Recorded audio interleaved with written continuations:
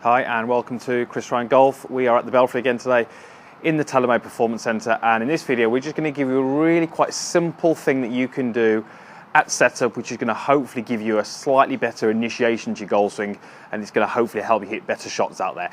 We're going to look at it more so with the driver. You'll see why as we go through the video, but it does become a little bit more applicable with the driver. But there are cases out there where people actually take this through to the rest of the shots, the iron shots, the wedge shots.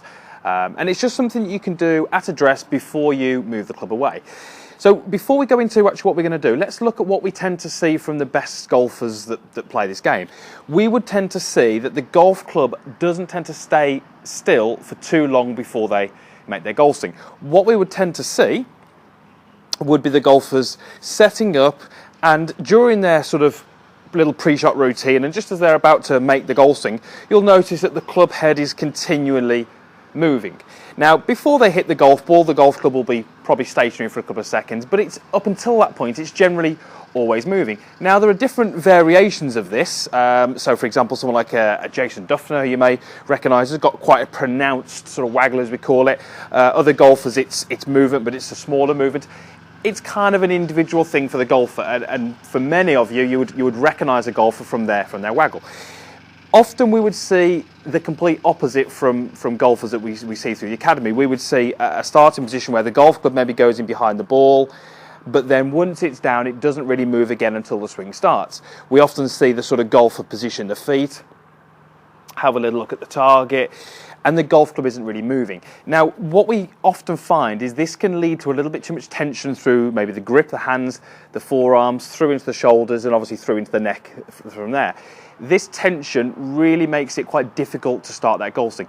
Very often when I'm coaching and I get someone to set up, if I sort of try and move the club for them, I can really feel just how aggressively and how tightly they're holding onto that golf club. As soon as you increase your grip pressure, the muscles in your arm are going to tense up, that's going to go through the body into the shoulders, and that can't really be good for your golf game. So the sort of movement of the club, or the waggle, is something which golfers do, sometimes not intentionally, sometimes it's just something they've naturally done, but it's a good way of relieving tension. Now, we're not going to suggest that you maybe waggle the golf club, because that's going to be something maybe the next stage. What I actually want you to do is feel that before you make your golf swing, you hover the golf club just above the ground, okay? If I hover the golf club, you will find how naturally you tend to hold that club with a little bit less pressure. So a little bit less pressure through the fingers, the wrists tend to be a little bit softer, and that again runs through right through the arms and the shoulders. So hopefully it's going to look something a little bit like this. You can put the golf club down, you can take your normal setup. If the golf club isn't moving at this point, that's not the end of the world. But just before you pull the trigger, I want you to just hover the golf club and then make your golf swing. Now, that's probably going to feel a little bit strange to you if you've not done that before, but it might help you get a slightly smoother takeaway. It's not really going to make any technical changes to your golf swing. You know, if you're coming maybe over the top, or if you're too shallow, or if you're thinning it, it's not really going to help with that. We're not making any mechanical changes to the swing. We're talking a little bit about trying to get the golf club moving away from the ball a bit smoother, and maybe with a little bit of tension across the body. Once you feel comfortable doing that, so once that feels less strange, if you like, you can maybe blend that into maybe some sort of waggle that suits you. So, for example, I don't really think about it too much, but my sort of initial routine tends to be a couple little waggles this way, and I tend to move the club back about 1.5 feet from the golf ball. Again, that's not something I'm intentionally doing, that's something that's developed over the years, and that helps me remove a little bit of the tension from my golf swing. So, try hovering the club. You will find it different, certainly. So you're going to take your setup, hover the club this way, and then when you're ready, you can just pull the trigger. Okay?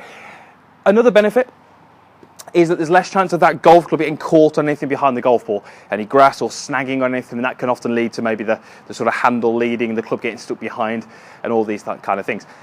You may well be thinking about a couple of examples to do this. Matt Kuchar would be a very, very good example. He hovers the golf club with most of his shots right through from irons. As I say, you can see why it's probably more preferable with the driver because the ball is teed up. But I say it can often be good for the irons as well. Maybe in practice, not so much out on the golf course.